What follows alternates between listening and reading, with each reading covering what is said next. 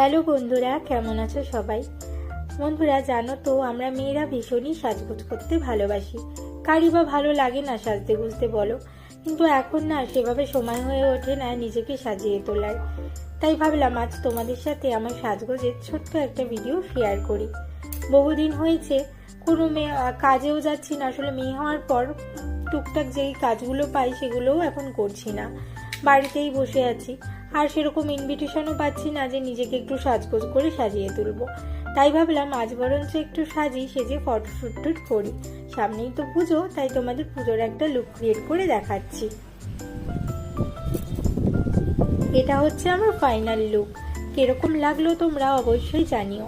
দুর্গাপুজোর অষ্টমীতে তোমরাও এরকম সিম্পল একটা লুক ক্রিয়েট করতে পারো। খুবই সহজে নিজেকে সাজিয়ে তুললাম।